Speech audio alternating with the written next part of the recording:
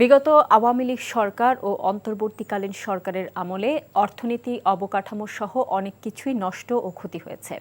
সবার সহযোগিতা নিয়ে সেসব ক্ষতি পোষাতে কাজ করতে চায় বিএনপি।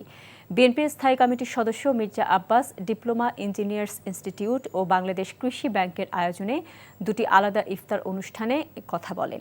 মির্জা আব্বাস বলেন, সরকার পতন সহ নানা হুমকি দিয়ে নানাভাবে মাত্র 1 মাসের কম সময়ে সরকারকে বিব্রত করার চেষ্টা চলছে। বিশাল জনগোষ্ঠীর সমর্থন নিয়ে ক্ষমতায় আসা এই সরকারকে টোকা দিলেই পড়ে যাবে না বলে মন্তব্য করেন তিনি। আব্বাস বলেন, কথায় কথায় বাসার ইট খুলে নিয়ে আসব এমন কথা যারা বলেন তাদের উদ্দেশ্য অসৎ বলেও মন্তব্য তার। বিগত আওয়ামী লীগ সরকার আমলের 18 বছর এবং অন্তর্বর্তীকালীন সরকারের 18 মাসে দেশ পিছিয়ে গেছে বলে দাবি করেন।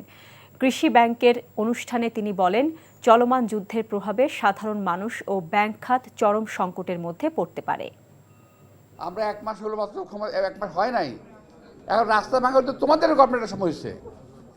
সাবেক যে গভর্নমেন্ট সরকার ছিল, ইউনূস সরকার, এটা তো তোমাদের সরকার, মনে নাই? তোমরা অ্যাপয়েন্টমেন্ট দিয়েছিল ইউনূস সরকারকে।